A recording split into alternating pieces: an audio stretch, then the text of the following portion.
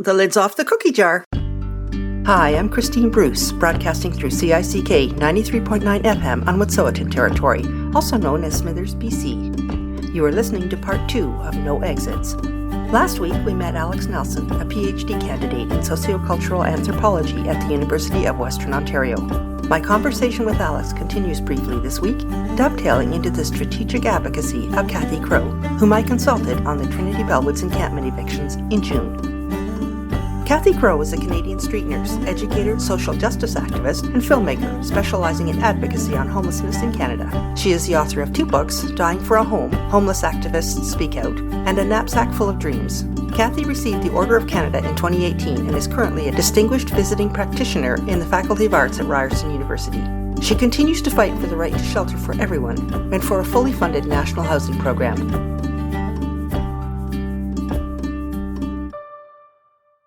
I want to return to my conversation with Alex Nelson very briefly. Alex and I both have lived experience, and the end of our conversation was an immersion into what it really feels like to be vulnerable. Before we turn to Kathy Crow, here now are those final comments. I had a very mild situation one day. When I was living in the emergency shelter, during the day, you're not welcome at the shelter. And I remember being exhausted by all this, all the efforts to find a job, all the efforts to keep my dignity intact. And I needed a rest somewhere. And I couldn't go back to the bed that was offered to me at night. So I laid down on a park bench. And I remember thinking, my God, where have I come to? I was exposed, and I thought, what if somebody physically attacks me? What if I'm sexually assaulted? What if somebody tries to steal my backpack?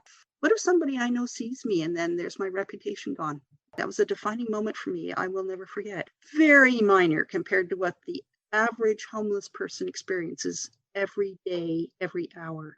Yeah, I think that's such a sort of powerful experience and realization. And, when we were staying at the emergency shelter, we stayed there for a very long time. And I remember one time I got very sick. I had pneumonia and I had to stay home from school because I wasn't well enough to go to school. But there was no home to stay at. Ooh. So it involved staying sort of in the back storage room of the community center where families were welcome to sort of hang out during the day, but also just finding ways to exist and be unnoticed in public space. So at the food court in the mall downtown, or, at the library. But just this realization, like, you can't stay home from school when you're incredibly sick. There's nowhere for you to get better. And that's part of the reality for people who don't have their own place to go to, is there's no place for you to just like live out all of the minor things that everyone else experiences on a day-to-day basis. Yeah. I remember when the pandemic hit, I was especially aware of that because there are no public spaces for you to get on the internet anymore. And I thought, so what do the homeless do? You can't just sit in the food court anymore. So where do they go to get out of the weather and to be hidden and to feel comforted? That must be the worst. You cannot comfort yourself. I think also the explosion of what's called anti-homeless architecture. So spaces that are specifically designed to make space so uncomfortable that people have to leave. So including putting spikes in entrance ways or places that people could otherwise sit or keep themselves out of the wind, or park benches that angle down so that you can only rest a little bit on them for a short period of time, benches with bars in them, or garbage cans that prevent you from collecting bottles that are inside. All of these things that subtly reinforce, like, you don't belong here. This space isn't for you. I remember in Victoria, the McDonald's at the center of downtown, after a certain time, would play white noise. It was just grating, and it was in order to prevent people from hanging out there. You are not welcome here. This space is for someone else that isn't you. There's a definite trend in all advocacy lately, though. It's broadening our thinking, being less binary, not putting things into neat boxes and packages. Is that what our society needs right now? I think so. I think that so much of the response to homelessness has been characterized by, well, it's either homeless or housed. It's either men or women. Mm-hmm. And so that's part of the reason why so many people have been failed, because the experience is so much more complicated than that. And there are so many other experiences and ways of going in and out of situations that can't be easily reflected in those things. I think that binaric thinking has done a lot of harm in how we as a society can have these conversations. And so shifting the conversation to be more about like, it's complicated, it doesn't fit into neat packages. That's kind of where the conversation is heading more and more. We have this sort of narrative that Canada is a peace-loving, polite nation to the north of this awful nation, the United States. There's the black and white, isn't it? Exactly.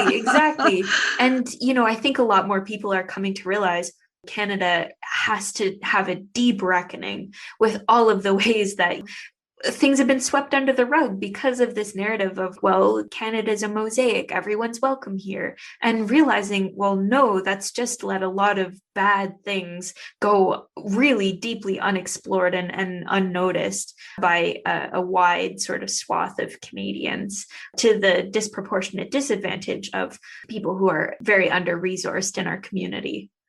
Alex, your credentials said that you want to be able to reach more than academia and policymakers. You want to make your message accessible to public audiences. And in that light, if there's one recommendation you can make to our listeners, what would it be?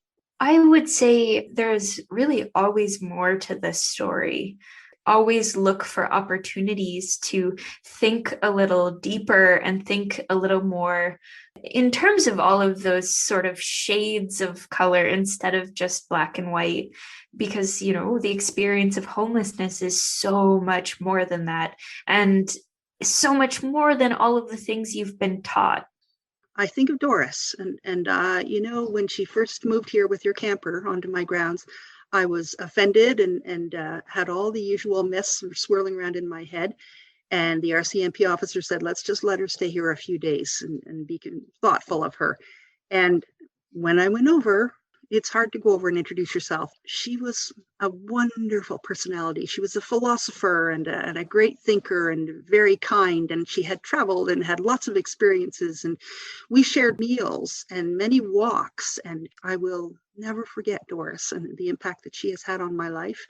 But I had to get out of my comfort zone. I had to let go of all my myths and my concerns and just go over and say hi. Recognizing that we have a lot of unlearning to do. Yeah. Alex, thank you for your time. I wish you all the best.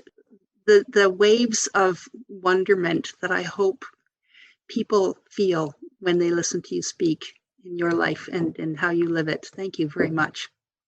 Oh, thank you so much for having me, Christine. This has been such a lovely conversation, and I'm so happy that I got the chance to have it with you. In late June, police and private security evicted 20 to 25 homeless residents from Toronto's Trinity Bellwoods Park, just one of several downtown tent encampments that appeared during the pandemic. The temporary fencing erected during the eviction remains up around the former encampment site, which continues to be patrolled 24/7 by security guards. Many Canadians want to know where the city's priorities lie. When the city's vulnerable are taken by force, multiple arrests are made, and a community garden is destroyed in a show of force by City Hall. Kathy, you've been advocating for the right to shelter for over 30 years and must have seen some alarming changes given the deteriorating trajectory. How did you originally become a street nurse? It was kind of accidental, actually. I was working in community health centers in downtown Toronto and the East End of Toronto as a nurse practitioner. I had a few struggles, because wanting to go back to school to improve my education and health centers not being very supportive. And so that kind of continued, that kind of tension in the workplace. And these were very progressive workplaces. And then I came to a realization over a period of time that what I was allowed to do as a nurse depended on who the physicians were and how strong the board of directors was in terms of allowing a nurse to work to their full competency. So then around that time of that realization, a little organization called Street Health had just gotten funding, and I had been aware of them. I knew the nurse that ran it. They were working as volunteers, but they finally got funding. So I applied for a job there, not because I wanted to do homeless healthcare, but because it was independent and nursing initiative, nursing run. And then once I started there, of course, every day was a learning curve, exciting, interesting, challenging, upsetting, the whole 9 yards. And I stayed with it ever since at different places. I worked at a few health centers back again when they began doing homeless healthcare. So it wasn't because I suddenly had this epiphany that I wanted to look after homeless people. I actually had a lot of stereotypes. I thought I would only see older men. I thought it was because this is 30 years ago. I thought I would only see, people with sore feet and, alcohol issues. And of course, the exact opposite was the case. You saw shockingly every health issue that anyone going into a family practice team for their appointment might have. But then you also saw some really specific, interesting clinical issues, such as the return of tuberculosis, the emergence of bed bugs, necrotizing fasciitis, which is the fancy clinical term for flesh-eating disease. So when that was in the news with the Premier of Quebec that had it, around that time we had a patient that had it. And so it was just like clinically really challenging, but it was all linked to, what we would now call the social determinants of health. Wow, that's really fascinating. And I can see why you would stay with it.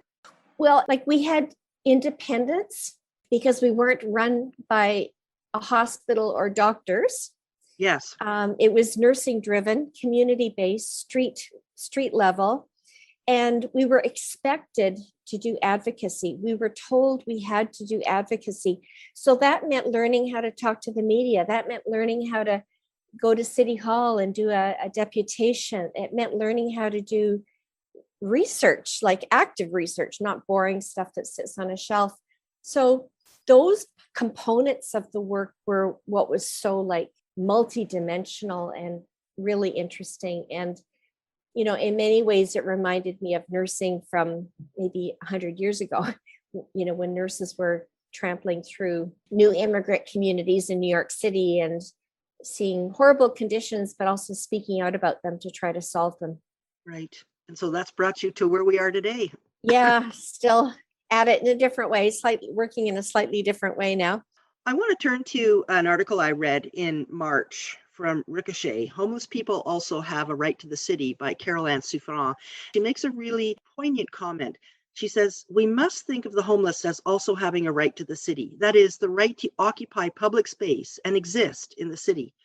And to me, that's the crux of what's happening in cities across the country right now. According to a recent New York Times story on homelessness in Toronto, there's currently 80,000 people on the city's wait list for public housing. Does that sound right to you? How is that possible? That statistic is often misquoted. It's actually over 80,000, but it's households, not individuals. Okay. And that is accurate, but it's 80,000, over 80,000 households. Oh my God. Yeah. So that means more. So you have that situation, right, where people are on that waiting list, sometimes for 5 to 10 years, which means that in the meantime, they're living in either slum conditions or unsafe conditions, or they're doubled up with other people. And that includes, obviously, families with children.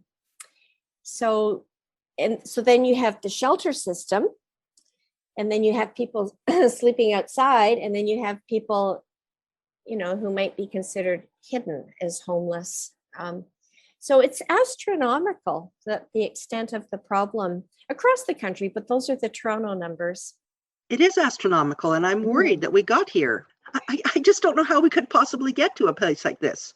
Well, and still consider ourselves civilized, Exactly. And of course, when the pandemic hit, pre-pandemic, of course, we had the 2008 recession, and really an ongoing recession, maybe not claimed as such by economists, but the economy has continued to be poor, and poor people are paid poorly if they're working.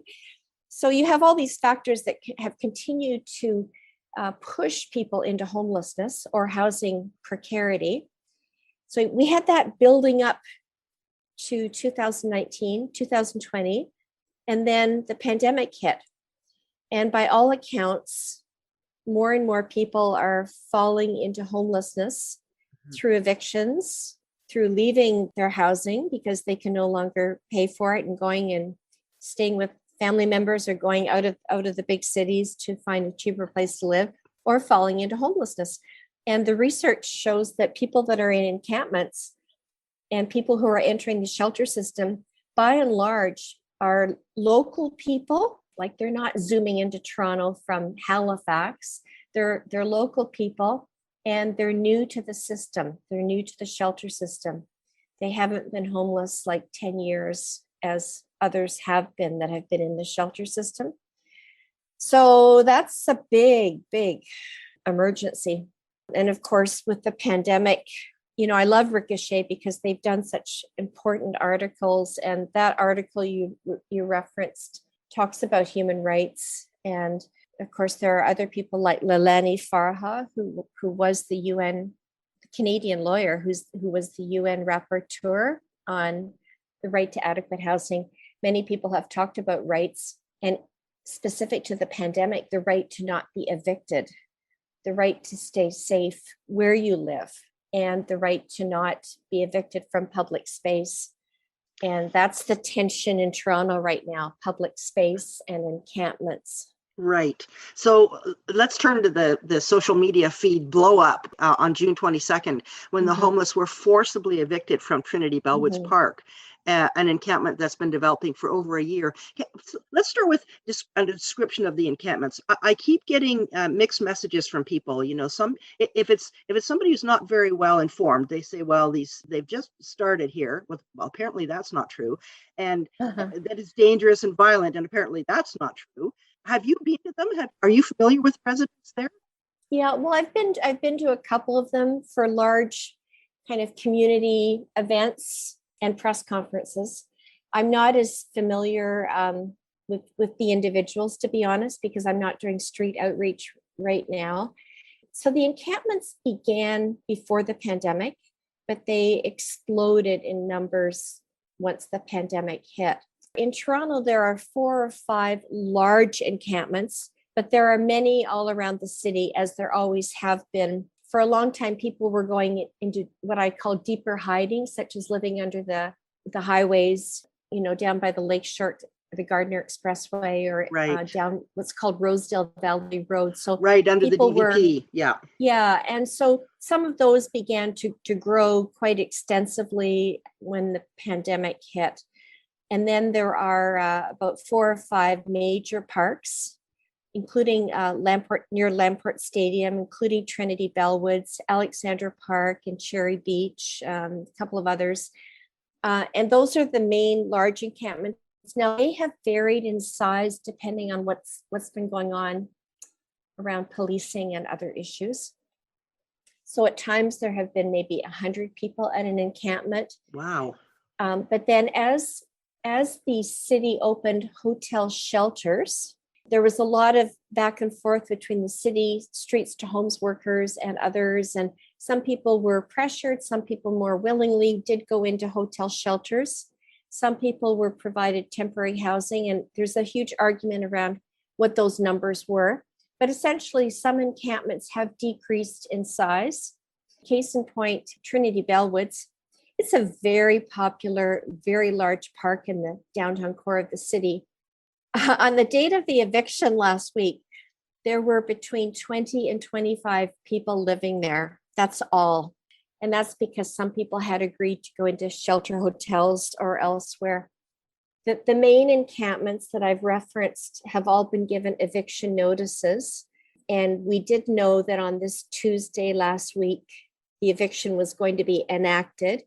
We pretty much knew it was going to be a militarized operation because of what had happened a few weeks earlier at another encampment. And all hell broke loose as you reference. And so it was an operation I've described in my Rabble blog. It included, a police drone. It included what are called the public order group of the police, which are commonly known as the riot squad. It included mounted police. It included a massive security effort by both private and City of Toronto corporate security.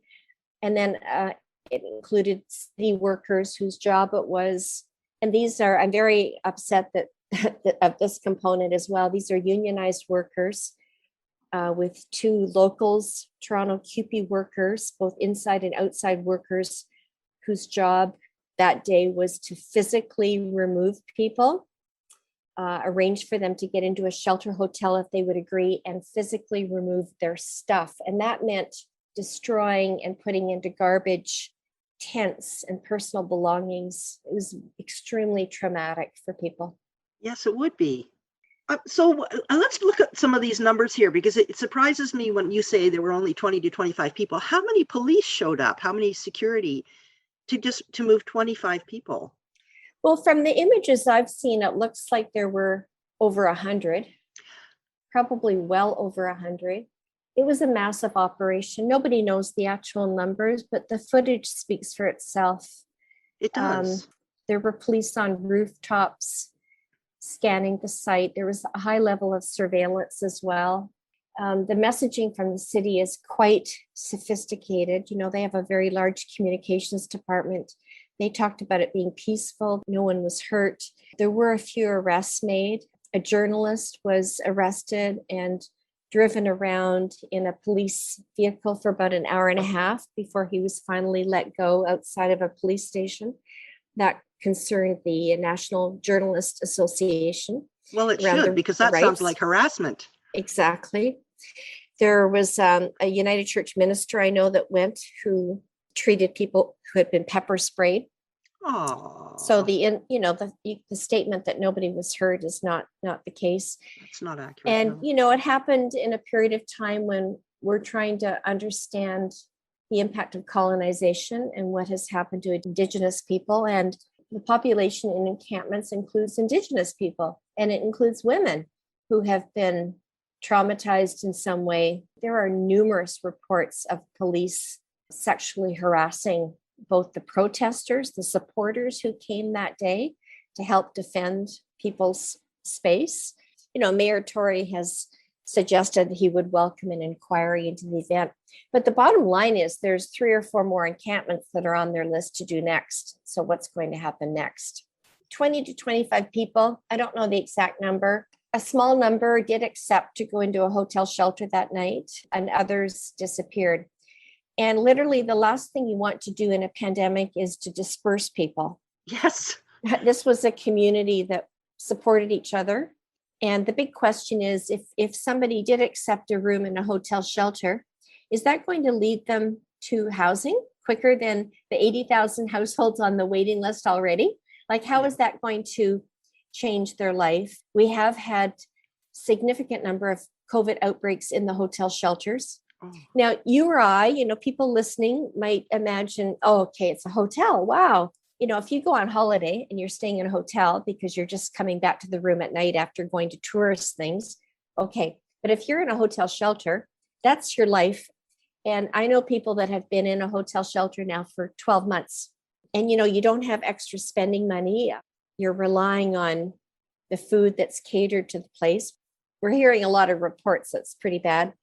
You have unauthorized bed checks that happen. So you could be in your room sleeping at 2 a.m. You might be a woman, and staff that operate the shelter are allowed to come into your room, I guess, to see if they call them wellness checks.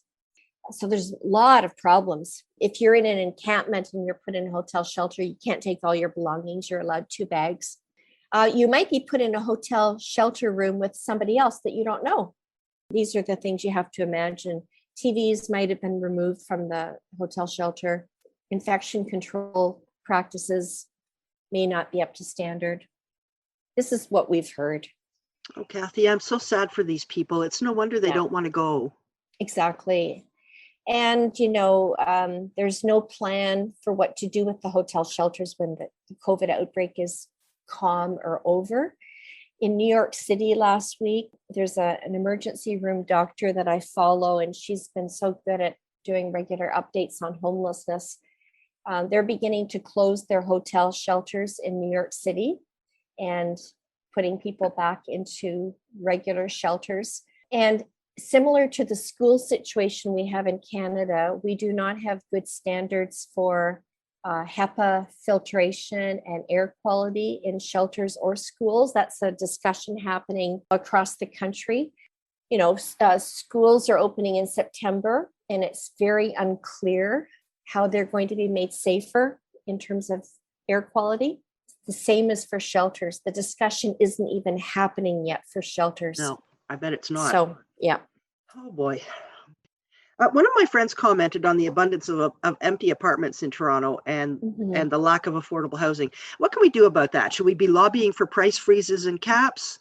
that always frustrates me, that landlords take advantage of this situation. Yeah, so there's a few things happening. One is an effort to try to have something called inclusionary zoning, so that new buildings that are established, new buildings going up, have to have a certain percent of units that are affordable. But I'm not sure that will mean rent geared to income. I'm not convinced that will make a huge difference in the long term. Around the vacancy rate for cities and towns across the country that have a high vacancy rate in existing apartments or condos, they could be like the number one solution in the short term, but only if we get a federal and provincial matched program for rent supplements. That was the magic that helped house the tent city people from the early 2000s when they were evicted. That was under the era of the colorful Mel Lastman as mayor of Toronto. That was a mega encampment, that it wasn't called an encampment, it was called Tent City, 140 people. Again, very similar brutal eviction with police and a fence going up around the site. But the outrage around it was international because that had been planned to be the site of the Olympic Village. So first of all, there was a lot of protest. Unions were supportive. We had international media. And then we had a bureaucrat at City Hall that pretty much was given free rein to develop a solution that would solve the scandal for Mel Lastman. And what he came up with was he found money that was sitting at the province. Maybe it was a combination of federal, provincial money. And he turned it into a pilot program for rent supplements so that people's income would be topped up so that they could afford an apartment in the private sector. Because there's nothing available in the not-for-profit sector, and they already have their own waiting lists. So this was not to bump that list. This was to use the private sector. And so if somebody was on a senior's pension, they would get a certain dollar top up that would allow them to rent an apartment in a private Parkdale building. And I always tell the story of Dry, who was a very famous figure from Tent City. He lived in that apartment until he died this year. So from 2002 till he lived in that very same apartment. And it was supported by a community agency in Toronto called Wood Green that provided the housing support workers to help kind of keep negotiating and making sure the project was working. And by that, I mean, somebody might have moved into a place that was infested with bed bugs and they would have to leave. That housing worker would help make that happen. Literally, I tweeted about this yesterday. And we're wanting to talk with the federal government, with Adam Vaughan. And, we're working with some progressive city councillors, with advocacy groups to try to begin this dialogue. Because there was a really serious gap in what happened on 22nd with the brutal eviction. Afterwards, I didn't hear any outrage from the mayor about the fact that his city was in this position because the federal government and the province weren't stepping up enough. And that's what we need. We need more outrage from the politicians to bargain for and to fight for the dollars that can help create housing. Yeah, we need a lot of outraged advocates right now. Let's go back to the eviction for a minute, because there was a statement yesterday by the Shelter and Housing Justice Network, and they were basically asking the city to put a moratorium on encampment evictions. Would you like to comment on that?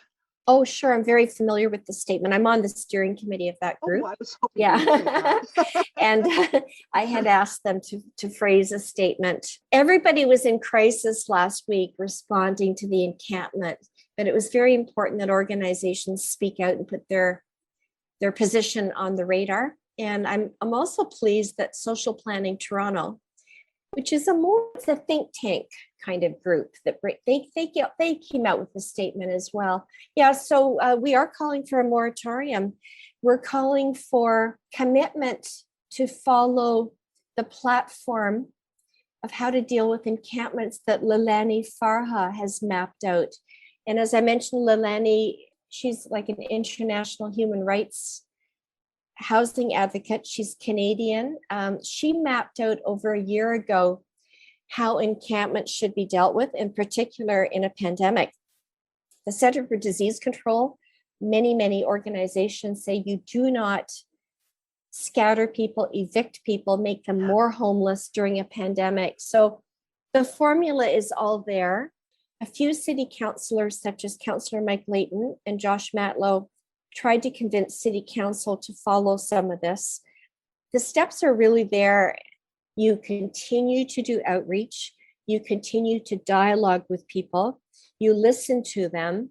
You find out what their concerns are, and you keep doing that while you're trying to find a safe, acceptable housing solution. You don't just throw in the police to move people. Yeah. And some of those attempts were just voted down by City Council about 2 weeks ago. And some of them would not have cost a penny. It would have been working with existing agencies and outreach workers. And it was just to look at the possibility of how to do that. So we've had freedom of information reports done that show the city's shelter system is extremely violent. You were asking about encampment violence, and certainly no community is perfect. But in the shelters, we now have a high level of documented incidents that's been increasing in the shelter system.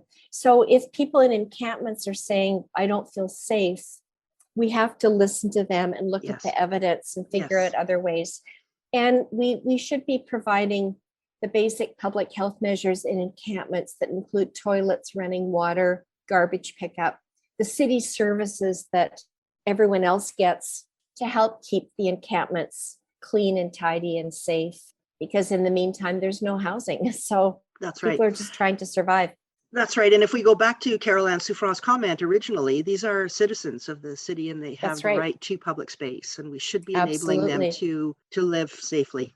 Absolutely. And, many, in fact, are also struggling with health disabilities. So you could argue that there's also another human rights factor there to protect and support people. Yes. Well, that's naturally going to flow if you're homeless. If you're feeling precarious, then you're going to have mental health issues. But I think also a lot of people struggle with addictions, and that's one of their coping mechanisms. And that worries me that we blame the addictions as part of the root cause. But I think addictions are often the coping mechanism. And so we have to help them to find safer coping mechanisms, maybe. Mm-hmm. But I also noticed yesterday that the city has now bulldozed a community garden around the community greenhouse that's at Trinity Bellwoods, and they've got signs about park remediation. How is this a good response to a community initiative to make the park healthier and more inclusive? I just saw that this morning. That greenhouse, it was like a large glassed-in greenhouse garden. Yeah, I used to ride my bike to work past that thing every morning and think how lovely it was. Well, I think somebody's probably going to pay for that. I think that must have been a big mistake. Yeah, so they're calling it park remediation now. It's just making everybody mad. It's making, the moms, seniors, and people nearby, everyone's mad, because the right to use the park has now been removed for everyone. And, I think Mayor Tory is going to wear this, because I've seen extreme support from all sectors if you had a television on that day or have read a newspaper since, I mean, it's just evident that it was a disaster. Yeah. You've got your hand in the cookie jar on CICK 93.9 FM in Smithers, BC, and that's a good thing. I'm your host, Christine Bruce. Before the break, Kathy Crow exposed the realities of the Trinity Bellwoods evictions, which happened in late June in Toronto.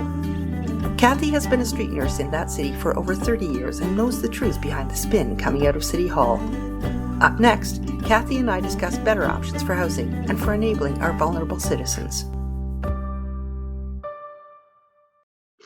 Okay, what about the idea of the tiny house community? So last year, Khalil Seavright, he had this wonderful idea of building a little tiny house community. And that, again, was halted by City Hall. But would that not have addressed a lot of this problem? Well, a few things. Back when I mentioned Tent City from 20 years ago, we actually were going to relocate Tent City to tiny homes using a model developed by an architect that's worked in South Africa in the, I'm not going to use the right term, but the shantytown communities there where people would actually build their own modular house, and it's worked successfully around the world. So, and we brought in tiny homes to Tent City as well.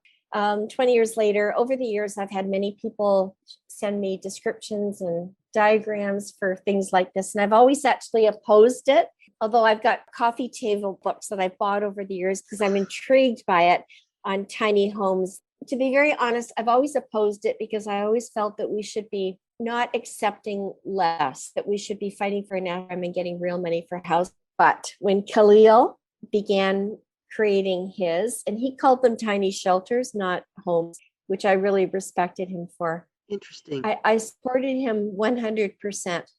And he got terrific support from people in the area. He raised hundreds of thousands of dollars. Many volunteers began building them with him. And then, of course, they became so prominent and they were so successful.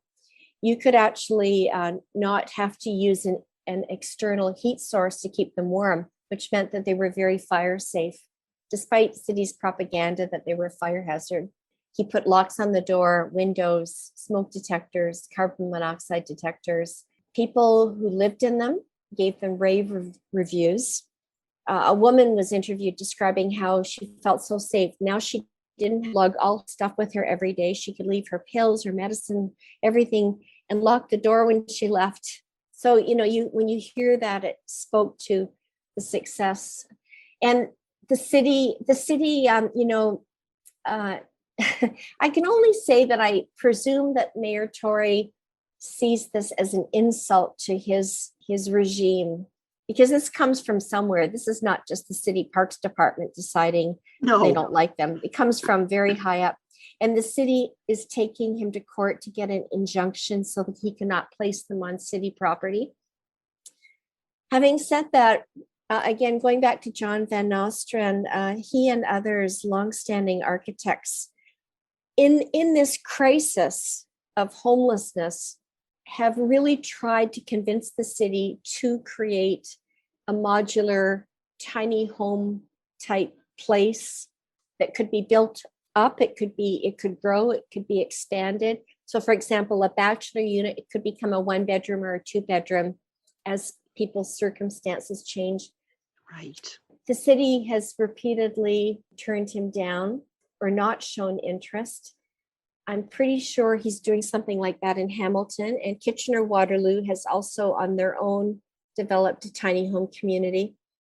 I don't know much about it. I haven't been there. I think somebody allowed their property to be used for it. I think it can only be successful if there's adequate resources put there to ensure safety and to ensure community building takes place. You can't just park people in them. And so I'm kind of mixed opinion. In a way, we're doing something kind of halfway, which is the city is building modular homes now. They're doing about 4 or 5 projects of modular homes in the city, where each project will have, around 40 units. If any of your listeners are interested, just Google City of Toronto modular homes. I would never say no to them. We should do them because they can be put up within a year. Like we've had projects that have already opened since the pandemic started. Some of them have already opened. There's one in Scarborough, there's one in downtown Toronto. And one of them even has an elevator in them. Like they're 2 stories, Wow. they're modular. British Columbia is way ahead of us in developing this kind of throwing up fast housing. But I wonder how they're going to look in 20 years. And I also wonder why we think it's okay to ghettoize everybody. Like, to me, it's like ghettoizing everyone. It's not like St. Lawrence neighborhood that's a mixed community. You've got low-income people, seniors, you've got people that are working. Well, a friend of mine uses the term apartheid housing, and that's what it feels like. I know that's a strong term, but only people from homelessness can go and live there. To me, that's setting up for failure down the road. Yeah. Mixed income housing is way better than ghettoizing everybody. So I worry that down the road, we're going to look at this and see it as such a bad experiment, similar to the 1930s, 40s park development that was housing, like Regent Park, Lawrence Park, all across the country. There was this urban planning way of thinking of creating these communities that they were all called park. They were all supposed to sound and look really pretty, and roads were cut off. There were no roads going through them and no grocery stores nearby. It was and then it was seen as a dismal failure. So they're now all being redeveloped. Regent Park is being redeveloped. Lawrence Heights Park is being redeveloped. And these are huge, primarily Toronto community housing, social housing buildings, but now they're being integrated. And it's not all perfect, but the original was very bad. The original was a mistake. So I worry modular housing is a mistake. It sounds very temporary to me, and also dismissive. We'll just put them in a corner and hope that they become hidden and we don't have to worry about them again. Right. Kathy, what should we be doing at the policy level? I don't understand the politics right now. And I think that as everyday citizens, there must be things that we can do to advocate for change. Well, this is a big generalization, but I say it from having given so many talks over the years. Canadians are not so engaged with the political process.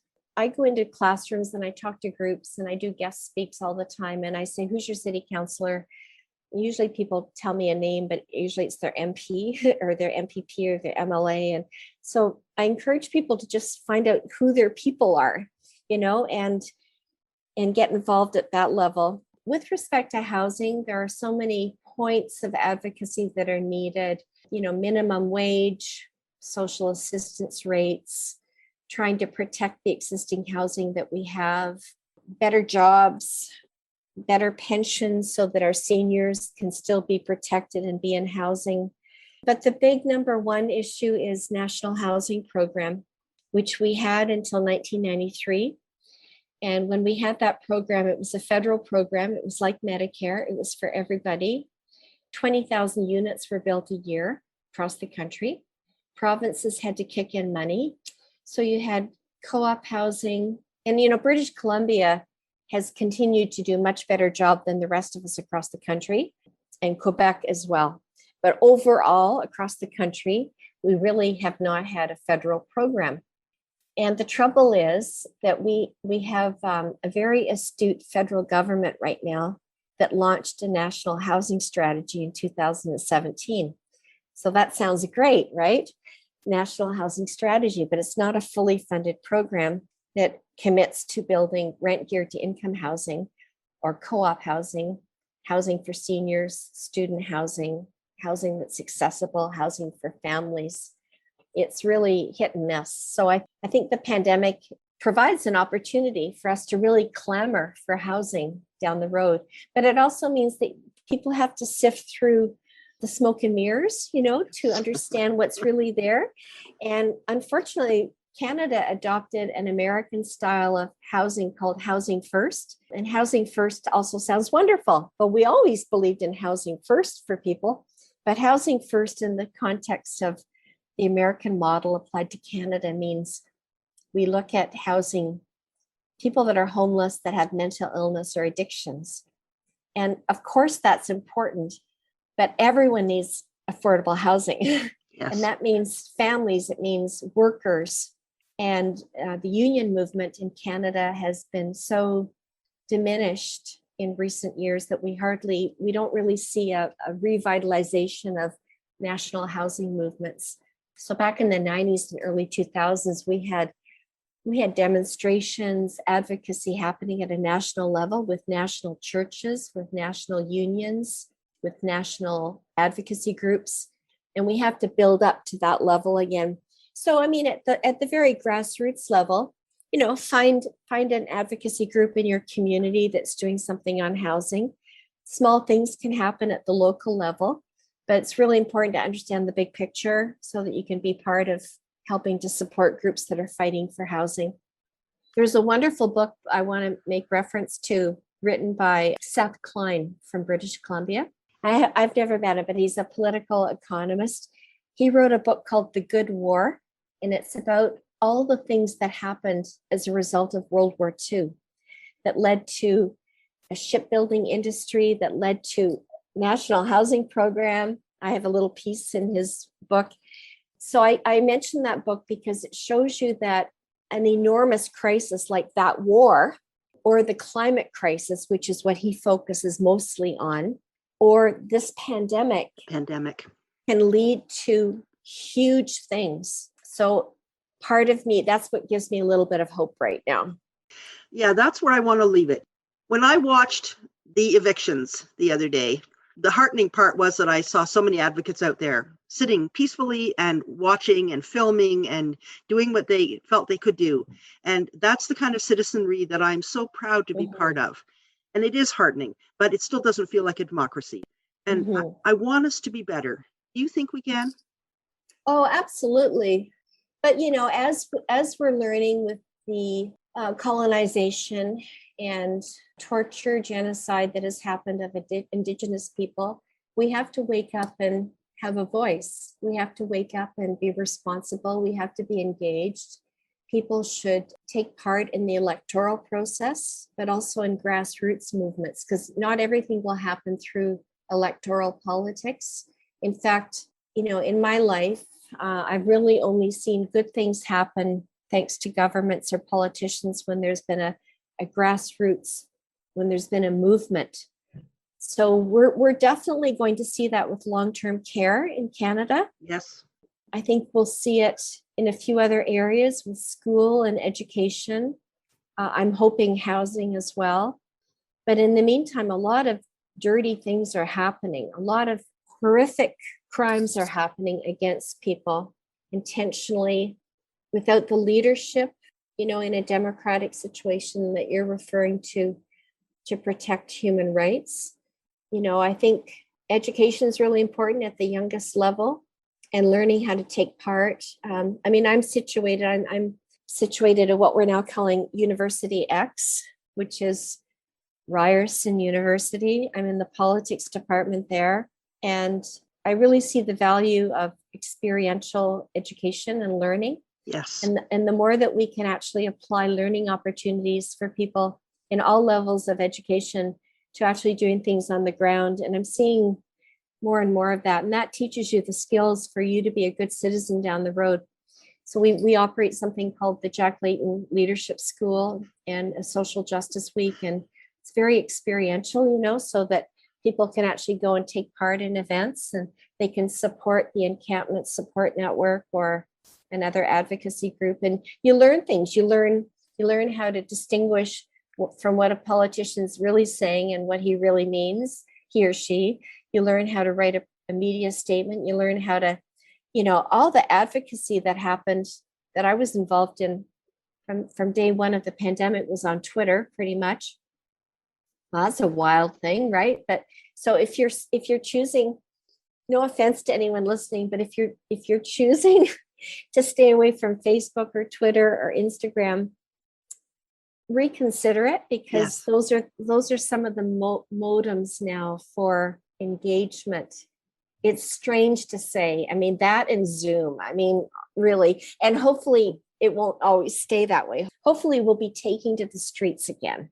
Black Lives Matter actually showed us that we could still do that in the pandemic last summer. Yes. I'm hopeful today. Yes, as am I. Kathy, thank you so much for your hard work, and thank you for coming and speaking with us. I really appreciate your time. Thank you. And, it's brilliant suggestions, as always. Very nice to connect with you.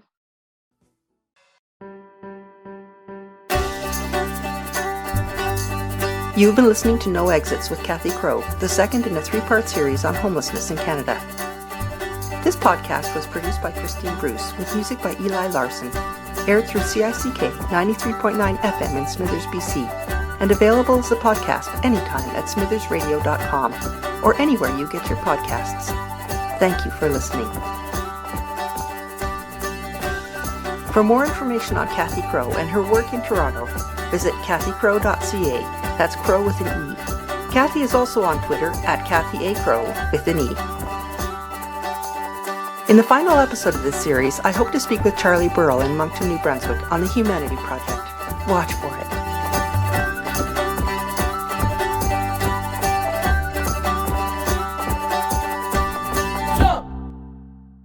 How will you see the vulnerable today?